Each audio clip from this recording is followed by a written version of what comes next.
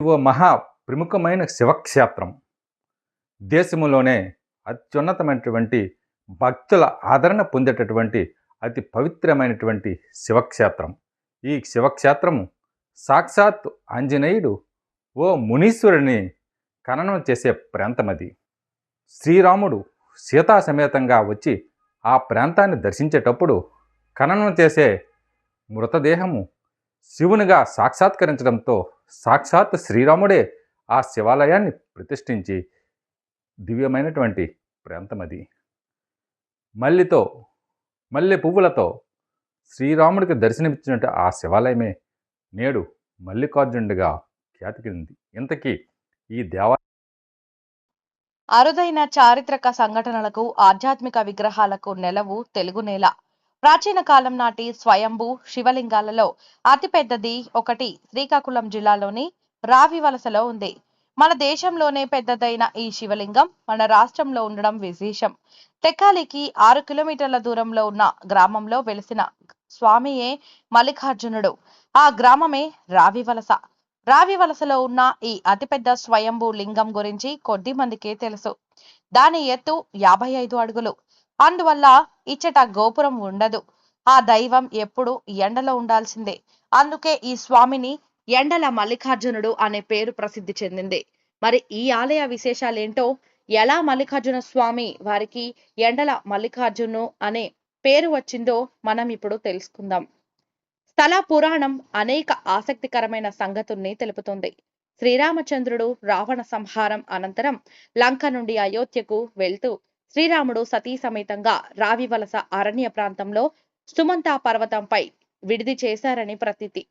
శ్రీరాముడు రావణ సంహార అనంతరం తిరిగి అయోధ్యకు వెళుతూ మార్గమధ్యంలో గల మహా అరణ్య ప్రాంతంలో గల సుమంచా పర్వతగిరి శిఖరంపై తన అనుచర గణంతో విడిది చేశారు.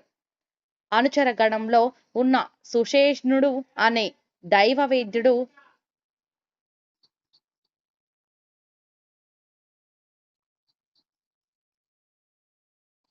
అనుచర గణంతో విడిది చేశాడు. అనుచర గణంలో ఉన్న సుషేణుడు అనే దేవవైద్యుడు ఆ పర్వత ప్రాంతంలో గల ఔషధ మూలిక వృక్ష జాతులను చూసి ఆనంద పరవశుడయ్యాడు. కానీ చుట్టూ ఔషధాలున్న అక్కడి జనులంతా రోగగ్రస్తులై ఉండటం అతనిని ఆశ్చర్యపరిచింది. ఈ ప్రాంత ప్రజల ఆరోగ్య ఇతిబాధల నివారణార్థం తాను ఏదైనా చేయాలని తలంచాడు. బొందితో కైలాసం చేరుకోవాలనే తన పూర్వ వాంఛితనము నెరవేర్చుకోవడానికి కూడా ఇదే మంచి ప్రదేశంగా అతనికి అనిపించింది. శ్రీరామునికి తన నిర్ణయాన్ని తెలియపరిచి తను ఈ సుమంచ పర్వత ప్రాంతంలోనే తపమాచరించుకోవాలనుకున్నట్లుగా చెప్పాడు. శ్రీరాముడు అతని వాంఛితం నెరవేరాలని ఆశీర్వదించి తన పరివార అనుచరులతో తరలి వెళ్లిపోయాడు. తర్వాత సుషేణుడు సుమంచా పర్వతంపై శివుని గురించి ఘోర తపస్సు చేయనారంభించాడు.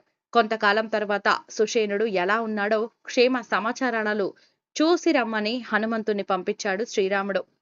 హనుమంతుడు సుమంచా పర్వత ప్రాంతానికి వచ్చి చూస్తే అక్కడ సుషేణుడు కనిపించలేదు, కానీ అతని కళేబరం కనిపించింది.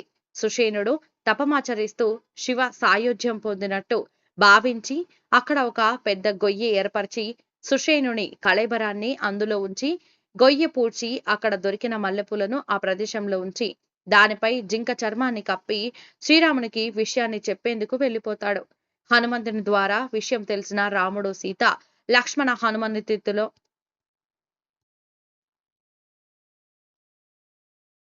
రాముడు, సీత, లక్ష్మణ హనుమంతునితో కలిసి సుమంచా పర్వతానికి వచ్చాడు. సుషేణుని కళేబరాన్ని రాముడికి చూపించడానికి జింక చర్మాన్ని పైకి లేపాడట హనుమంతుడు. జింక చర్మం తీసేసరికి అక్కడ కళేబరం స్థానంలో శివలింగం కనిపించిందట. దానిపై పువ్వులు ఉన్నాయట. శ్రీరాముడు, సీత, లక్ష్మణ సహితుడై పక్కన ఉన్న కొలనులో స్నానం చేసి శివలింగాన్ని పూజించడం ప్రారంభించగానే ఆ శివలింగం క్రమంగా పెరుగుతూ ఆ ప్రాంతంలో ఔషధ మూలికల సువాసనలతో కూడిన గాలి శివలింగాన్ని తాకి ప్రచండ పవనాలుగా మారి వీచినంత మేర అందరికీ అనారోగ్యాలు మొత్తంగా తుడిచిపెట్టినట్లుగా పోవడం, ఒక రకమైన శక్తి తేజస్సు రావడం గమనించారు. శ్రీరాముడు ఈ శివలింగానికి గుడి కట్టాలని అనుకున్నా అది పెరుగుతూ ఉండడంతో ఆలోచన విరమించాడట. అప్పటి నుండి ఈ శివలింగం పెరిగి పెరిగి మహాలింగంగా ఆవిర్భవించింది. మల్లెపూలతో పూజించబడి జినంతో చర్మం కప్పబడి ఉన్నప్పుడు వెలిసిన స్వామి కనుక మల్లికార్జున స్వామిగా పిలువబడుతుండేవాడు. క్రమంగా మల్లికార్జునిగా మార్పు చెందింది.